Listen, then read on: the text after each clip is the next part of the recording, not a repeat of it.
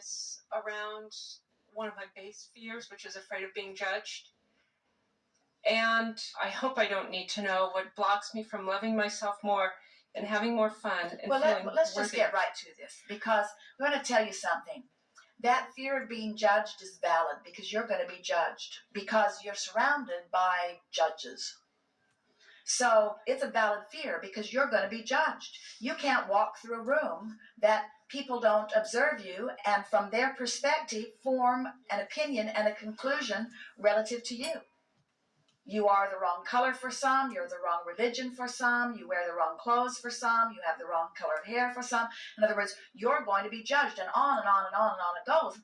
The only way that you could ever really get rid of that experience of being judged, in other words, that action journey of being judged, is if you went and lived in a cave where no one would ever see you.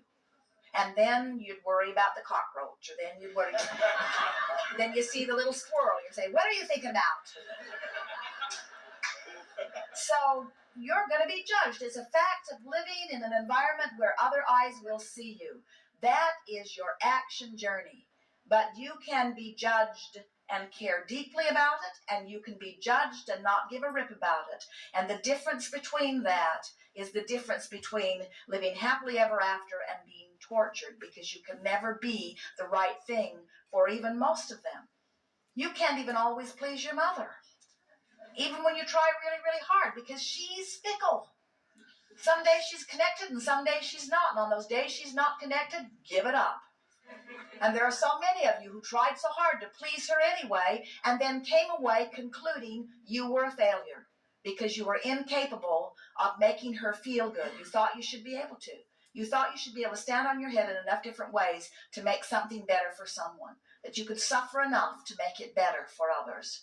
And you cannot, you see. Can't get poor enough to help poor people be prosperous, and you can't get sad enough to help sad people get happy, and you can't get perfect enough to help people who want you to be perfect see that you are perfect, because they are fickle.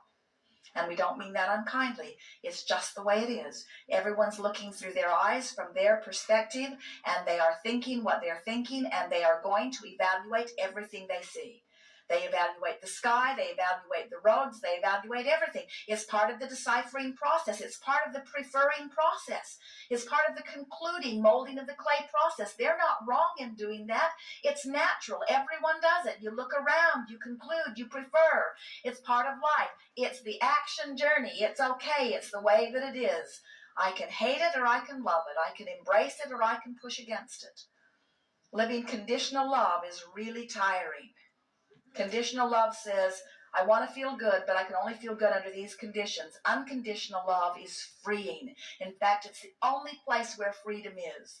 Unconditional love says, I can feel good no matter what the conditions, because I have power of focus. How do I love myself more? How do I bring myself to feel more worthy and deserving and have more fun? And I already feel much closer to that. Well, a big piece of it has already fallen into place, because everyone naturally loves themselves. There is nothing more natural than for you to feel the way you feel. And the you we're talking about is that source energy you that came forth lovingly into this experience, who loves what it sees. In other words, the essence of you, the energy of you, the soul or source of you is love. And you train that out of yourself primarily in the way that your first question amplifies, in that you worry about what this one and that one and this one and that one think of you. In other words, if it were not for your awareness that someone is looking at you and disapproving, you would never lose that sense of self-appreciation to begin with.